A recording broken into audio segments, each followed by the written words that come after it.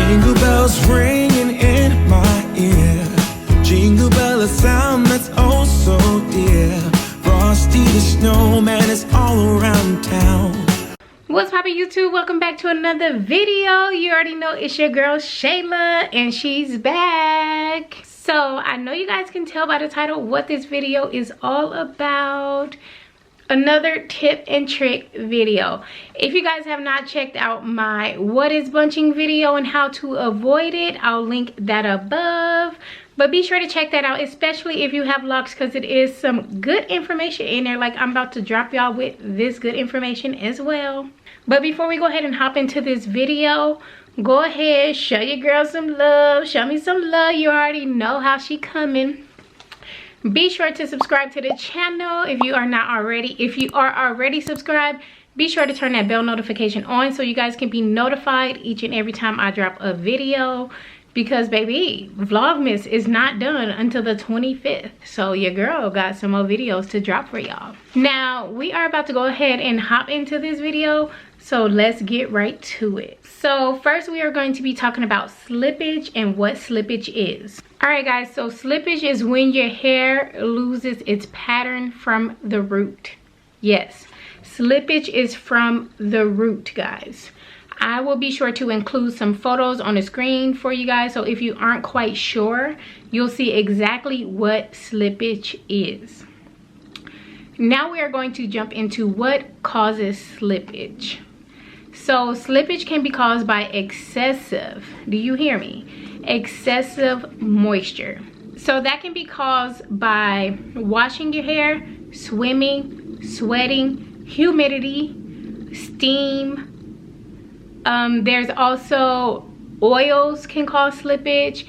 Products you use can cause slippage, especially water-based products. I know that may sound crazy, but that is why, especially with Sisterlocks, we are told that we do not need to use products.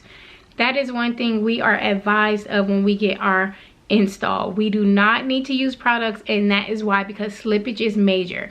Especially around the perimeter of your hair, especially the nape of the neck too, which is also the perimeter, but the nape of the neck is the one that is probably like the most manipulated, because you know when you wear shirts and stuff, you're kind of rubbing up against that. But yeah, slippage is more prone around the perimeter of your head, which is why we are advised from jump, baby, you don't need to do nothing. Now, how can you avoid slippage? You can avoid slippage, of course, by braiding and banding when you're washing your hair. You want to make sure you got them braids sitting in right. You don't want no loosey-gooseys, because you're probably going to experience some slippage, and you're probably going to experience some bunching too. So make sure you braid and band properly.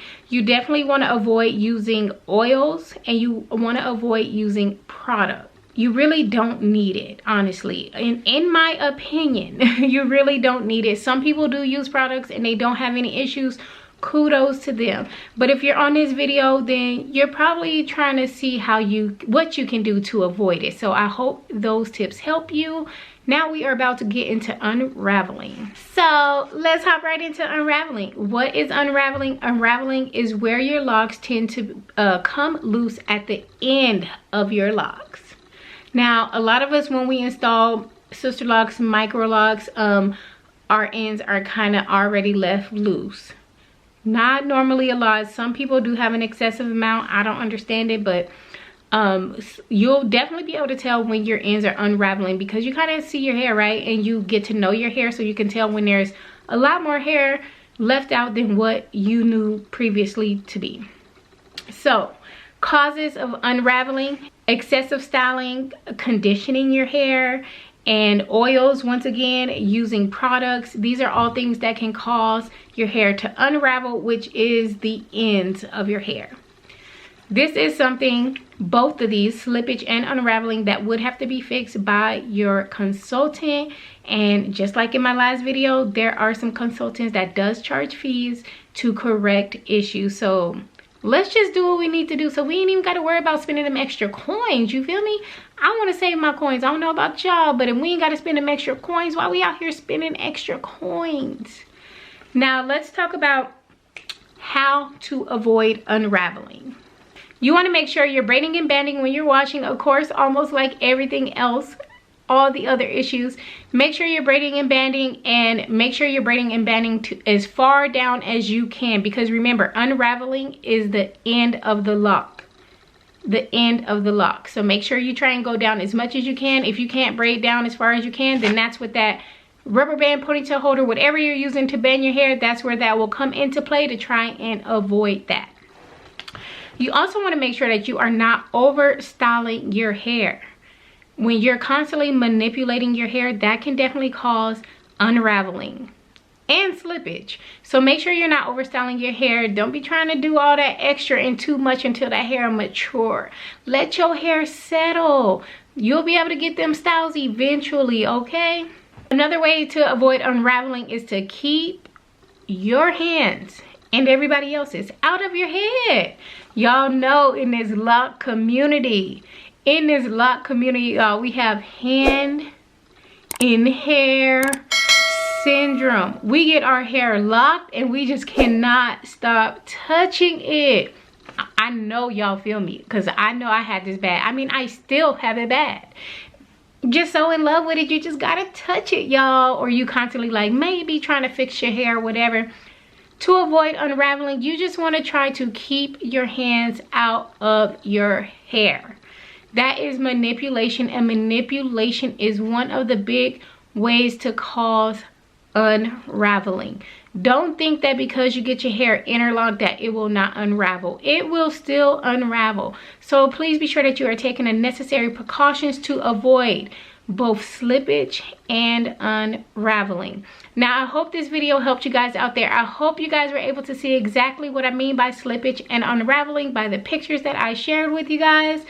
Please don't forget to let me know down below in the comment section if you guys have locks and if you have experienced either slippage or unraveling.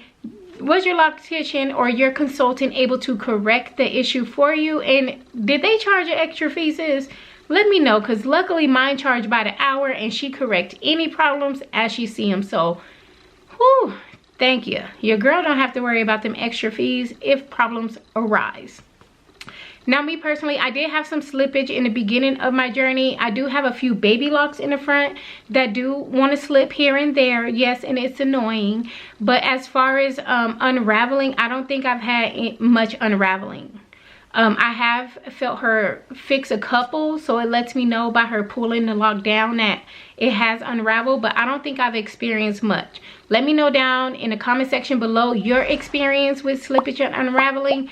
Please be sure to like this video. Don't forget to subscribe to the channel, and I will check you guys in the next video.